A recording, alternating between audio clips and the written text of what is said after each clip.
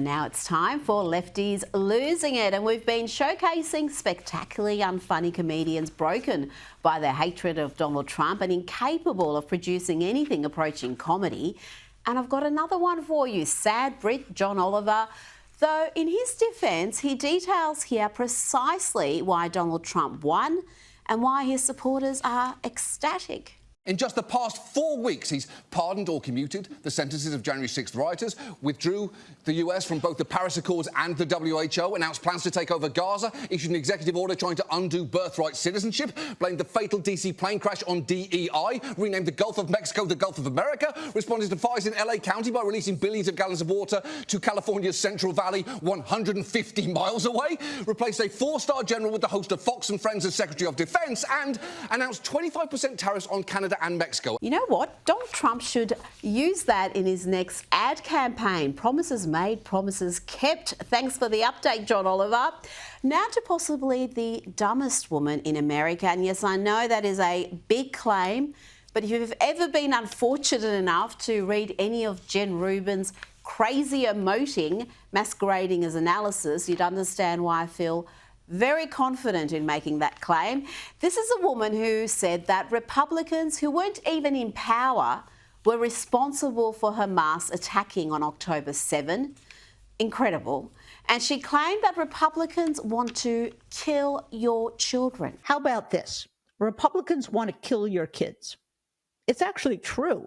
Yep, it's a fact. She's madder than a cut snake, and I can bring you about 1,000 other examples of how irredeemably thick this woman is. But let's look at the latest example where she claims that those who support Donald Trump, that would be the majority of voters, Jennifer, she claims they don't read. Why would ABC, Disney, the mouse, who has more money than God, settle with Donald Trump? I honestly don't know.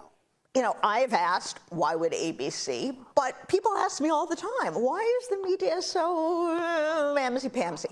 And there are two explanations. One is they are convinced that if they would just move a little bit to the right, all those MAGA readers out there, now you'll notice the contradiction in terms, MAGA readers, would pick up the Washington Post and they would have more readers. What is the logical fallacy here? Yes, reader. The audacity of that dimwit is astonishing. And sticking to those with a room temperature IQ, let's check in with this hysterical clown, a trans woman, we are told, well, so a man, who believes concentration camps are just around the corner. With concentration camps looming in the United States, here's what queer people are doing. Yes, I said concentration camps, you can MAGA.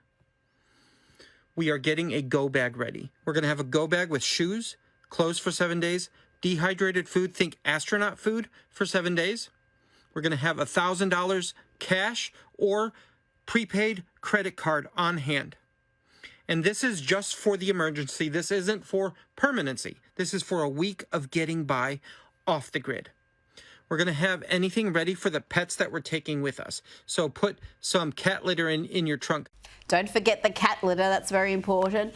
You know what, that is so wacky that I almost suspect he's trolling us, but I'm told it's real. And really, with the craziness of the modern left these days, it's becoming increasingly difficult to distinguish between satire and lefties losing it, like this dude who wants to kick gay white Zionist men out of the LGBT community. I'm finally starting to realize that white, gay Zionists should be demoted from being gay. Like, it's not okay for someone to be so open and accepting of queer culture or be part of the LGBTQ community when you are supporting genocide. These type of gays, let me tell you, they are the worst.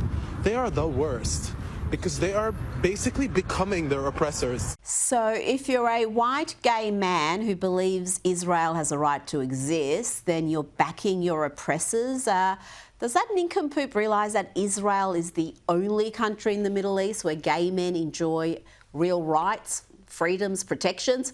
I wouldn't go announcing your gayness or your membership of the LGBTQ community in places like Gaza, lest you be thrown off the roof of any building that's still standing. But this is not isolated. This suicidally stupid impulse of lefties to back regimes that would have them killed.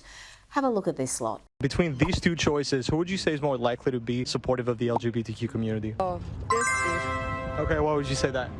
Because he's a brown person and he's not for Trump. Do you think the fact that he's part of Hamas would stop him from supporting that community? Not at all. Probably number one. Number one? Palestinians. Why would you say that? Because Trump supporters are typically anti-LGBT. Number one? Okay, what makes you say that? They just look kinder. Kinder. Do you think that, somebody that's, say, a member of Hamas would be supportive of the gay community? Yeah. It's almost impossible to adequately describe how ill-informed these kids are, and their vote counts just as much as yours does. Scary, isn't it? Now, sticking with craziness, let's check in with the Cathedral of Hope Church in Dallas. Yeah, this is a church in Texas which had a drag queen, dude in a wig and a dress, joking about killing those who voted for Donald Trump. Any of y'all voted for Trump? Please don't tell us. No, don't tell us. Or do, and do y'all sacrifice? Do y'all do that? Did we start? He voted for Trump? No, I said the church is safe. Okay, because I will kill him. Yes, that's a drag fundraiser at a church in Dallas, Texas, and that's the same church that had this depravity, including some degenerate in a leather dog mask on all fours. I'm going to invite our guests, our family, to come and join me for a moment, especially the members of the Lone Star Royal Court, the Sisters of Perpetual Indulgence, and members of the Bears. If you are with us this morning, would you just come and join me up the front? I'm going to ask our clergy to come down to the front.